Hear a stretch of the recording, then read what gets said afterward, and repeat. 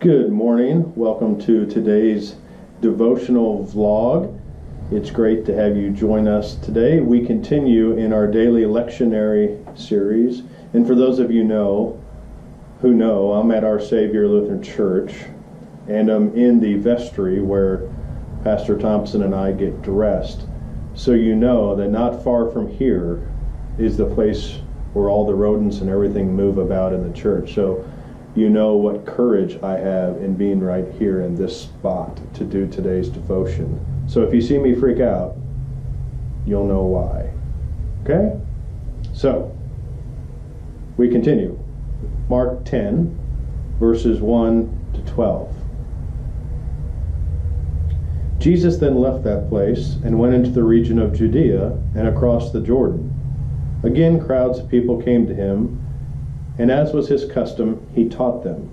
Some Pharisees came and tested him by asking, "Is it lawful for a man to divorce his wife?" "What did Moses command you?" Jesus replied. They said, "Moses permitted a man to write a certificate of divorce and send her away." "It was because your hearts," Jesus says, "were hard that Moses wrote you this law." And Jesus continues, "But at the beginning of creation, God made them male and female. For this reason, a man will leave his father and mother and be united to his wife, and the two will become one flesh. So they are no longer two, but one.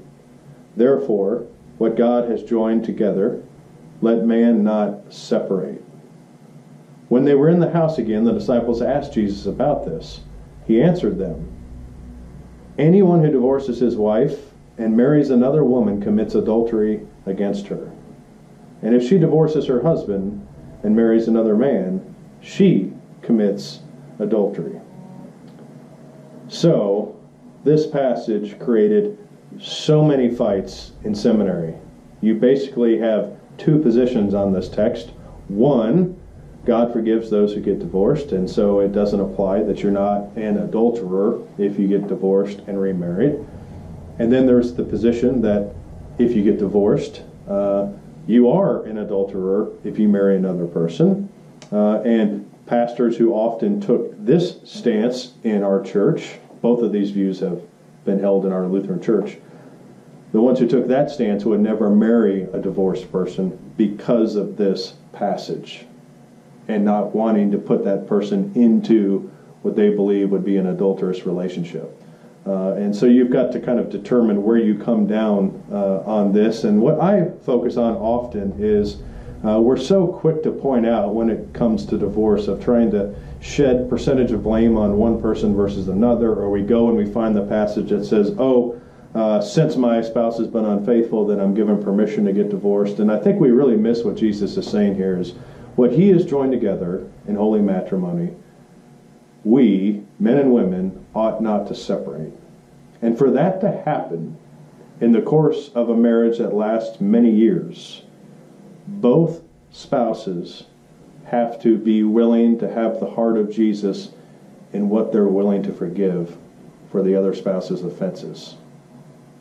Now we know we're going to sin and we're going to hurt our spouses and they're going to hurt us. But really, in my mind, what sets a Christian marriage apart is that you're willing to forgive. You're willing to be reconciled to God through the power of God's grace and through the Spirit at work in you. Is it easy? No. Is it going to take a while at times? Yes.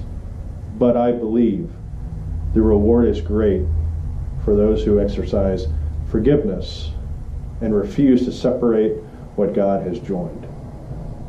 Men, ladies, have a good day.